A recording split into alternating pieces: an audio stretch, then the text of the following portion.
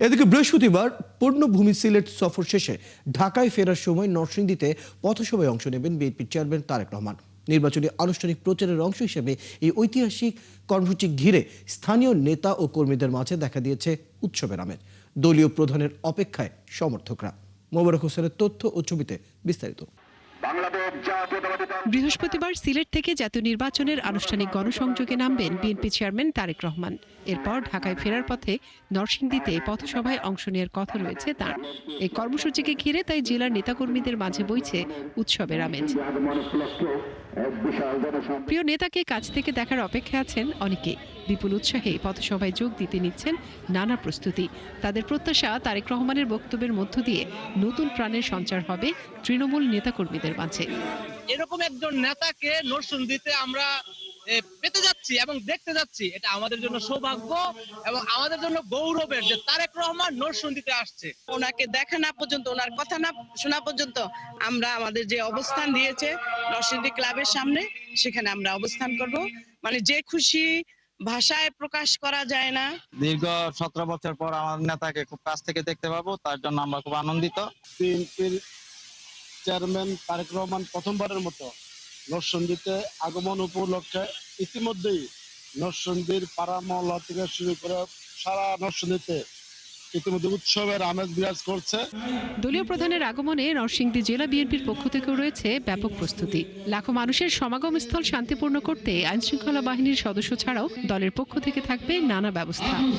আমরা আশা করি এখানে কয়েক লাখ লোকের সমাবেশ উপযোগী রয়েছে। তারপরে আমি মনে করি যে এখানে যেহেতু ওনার আগমন উপলক্ষে মানুষের মধ্যে উৎসব সৃষ্টি হয়েছে, তারা উপস্থিত হবেন এই অনুষ্ঠানকে সফল করার জন্য। সেখানে আশা করি সেখানে আমাদের এই বিশাল এলাকা, আশা করি যে এখানে আমাদের এই জনগণের উপস্থিতিতে না থাকা উপস্থিতিতে মুখরিত হবে এবং আমাদের এখানে সংকুলন হবে বলে আমি আশা করি। নরসিংদীর বাসেল পৌর পার্কে আয়োজন চলছে এই পথসভার। এখানে 2013 সালে অনুষ্ঠিত সমাবেশে যোগ দিয়েছিলেন সাবেক প্রধানমন্ত্রী বেগম খালেদা জিয়া। মনিরা কাজুরি, 71। দর্শক, এবার যাচ্ছি নরসিংদীতে তারেক রহমানের সফরে ঘিরে যে পথসভা রয়েছে সেটির প্রস্তুতি এবং অন্যান্য বিষয়গুলো জানবো। আমাদের সহকর্মী মোবারক হোসেন আমাদের সাথে যুক্ত হচ্ছে। মোবারক হোসেন, সিলেটের পর নরসিংদীর দিকে আসবেন তারেক রহমান, সেদিকে পথসভার যে প্রস্তুতি সেই বিষয়ে জানতে চাই এবং নেতাকর্মীরা এবং সাধারণ জনগণ কি বলছেন এই বিষয়টি নিয়ে। ফয়সাল, আগামীকাল নরসিংদীতে বিএনপির চেয়ারম্যান তারেক রহমান আসবেন। তারেক রহমানের আগমনকে কেন্দ্র করে নরসিংদী বিএনপিতে রয়েছে ব্যাপক প্রস্তুতি। ইতিমধ্যে মঞ্চের কাজ সম্পূর্ণ হওয়ার পথে এবং নেতাকর্মীদের উচ্ছ্বাস এবং নরসিংদীতে নেতাকর্মীদের উচ্ছ্বাস হয়েছে। নেতাকর্মীরা অনেকদিন পর তারেক রহমানকে পাইবেন বলে আশা করছেন। এই মুহূর্তে আমি কথা বলবো নরসিংদী জেলা বিএনপির সিনিয়র যুগ্ম সম্পাদক মহাসিন বিদ্যুৎ সাহেবের সাথে। তাকে জানতে চাবো কি ধরনের প্রস্তুতি রয়েছে আপনাদেরকে কালকে আগমন উপলক্ষে। আপনাকে অনেক ধন্যবাদ।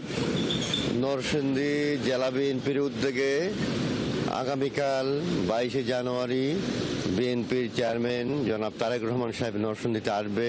ইতিমধ্যে আমাদের প্রস্তুতি প্রায় শেষের দিকে। নরসিংদী জেলা বিএনপি, যুবদল, ছাত্রদল, স্বেচ্ছাসেবক দল, সমস্ত অঙ্গ সংগঠনের নেতৃবৃন্দ, সর্বোপরি নরসিংদীবাসী এই মন রক্ষণের জন্য অপেক্ষা করছেন। জনাব তারেক রহমান নরসিংদী পদার্পণ করবেন, নরসিংদীর মাটিকে আলিঙ্গন করবেন এবং নরসিংদীবাসীর উদ্দেশ্যে গুরুত্বপূর্ণ বক্তব্য রাখবেন। নরসিংদীবাসী অত্যন্ত আনন্দিত, অধীর আগ্রহে অপেক্ষা করছেন তারেক রহমানকে দেখার জন্য, তারেক রহমানের বক্তব্য শোনার জন্য। আপনারা জানেন নরসিংদী হলো বিএনপির ঘাঁটি, নরসিংদী হলো বিএনপির দুর্গ। যখনই জনগণ নির্ভয়ে নির্বিঘ্ন ভোট দিতে পেরেছে, তখনই বিএনপির 5 আসন বিপুল ভোটে নির্বাচিত করেছে বিএনপিকে।